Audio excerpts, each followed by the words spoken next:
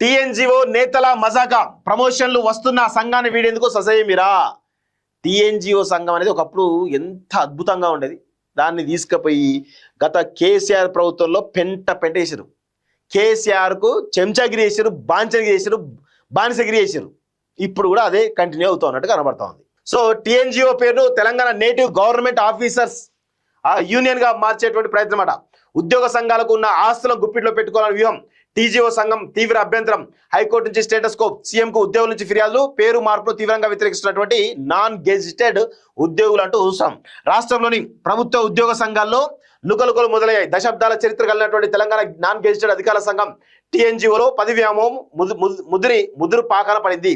సదరు నేతలు తమ పదవులు కాపాడుకునేందుకు అనుసరిస్తున్నటువంటి వింత పోకట్లు ఇప్పుడు ఉద్యోగ వర్గాల్లో తీవ్రమైనటువంటి చర్చనీయంగా మారాయి.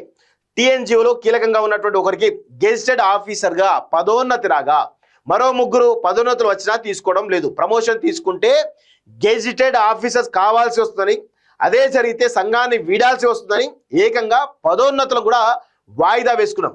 ఉద్యోగ సంఘాలకు ఉన్న 100 కోట్ల విలువైన ఆస్తులు, వాటిపైన నెల నెల వచ్చే ఆదాయం కోల్పోవడం ఇష్టం లేని సంఘం నేతలు కొత్త ఆలోచన చేశారట. ఏం ఆలోచన చేశారంటే ఒకసారి చూడండి, ఎంత దుర్మార్గంగా ఉన్నారో వీళ్ళు దొంగలు. ప్రమోషన్ తీసుకున్న సంఘం బాధ్యతలు కొనసాగేందుకు వీలుగా టీఎన్జిఓ పేరుతో పాటు బైలాస్ మార్చే ప్రయత్నం చేస్తుంటూ టీఎన్జిఓ సంఘాల మధ్య విభేదాలు బగ్గుమన్నాయి.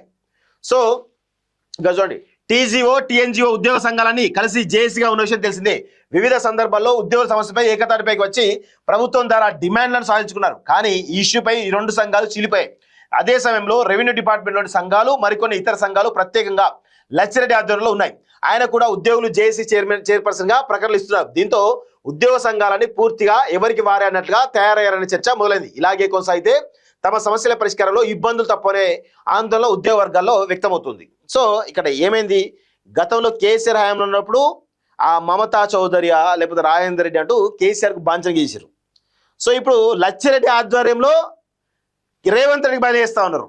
అంతే, ఏమీ లేదండి. వాళ్ళకు అనుకూలమైన ఉద్యోగ సంఘాలు పెట్టుకొని ఇట్లా బదిలీ చేస్తూ ఉంటారు తప్ప ఏముండదు.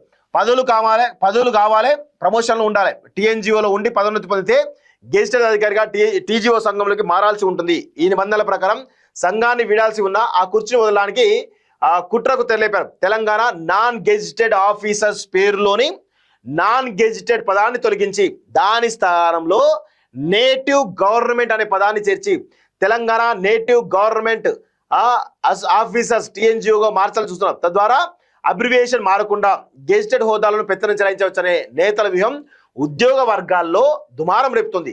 కేవలం పదవిలోనే కొనసాగడమే కాకుండా ఆ సంఘానికి ఉన్నటువంటి వేల కోట్ల రూపాయల ఆస్తులను తమ గుప్పిట్లో పెట్టుకునేందుకు ఈ సరికొత్త ఎత్తుగడ వేశారనే ఆరోపణలు వస్తున్నాయి. ఈ చర్యపై నాన్ గెజిటెడ్ ఉద్యోగులతో పాటు గెజిటెడ్ అధికారుల నుంచి తీవ్రమైన వ్యతిరేకత వ్యక్తమవుతుంది.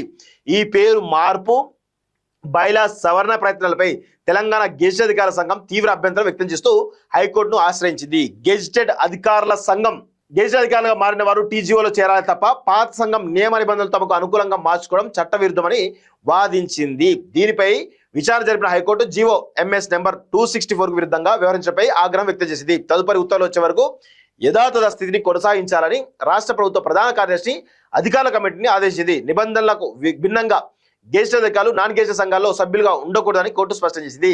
సో గెజిటెడ్ అధికారుల పెత్తనం కింద పనిచేయమంటూ ఉద్యోగ నేతలు చెప్తా ఉన్నారు. సో నేనేమంటున్నాను, తెలంగాణ నాన్ గెజిటెడ్ ఉద్యోగులు ఎవరైతే ఉన్నారో ఫస్ట్ మీరు బుద్ధి తెచ్చుకోండి. ఎవరైతే గెజిటెడ్ అధికారిగా ప్రమోషన్ వచ్చిందో వాళ్ళని తీసేసి మీరు పెట్టుకుంటే బాగుపడతారు. లేదంటే తెలంగాణ టీఎన్జిఓకు వేల కోట్ల రూపాయల ఆస్తులున్నాయి. వాటి ద్వారా వచ్చే ఆదాయాలను దొబ్బి తిందామని కొందరు నేతలు ట్రై చేస్తున్నారట. సో దానికి విరుద్ధంగా మీరు కొత్త సంఘాన్ని ఎన్నుకోవాలని చెప్పేసి కూడా ఈరోజు మేము కోరుతా ఉన్నాం.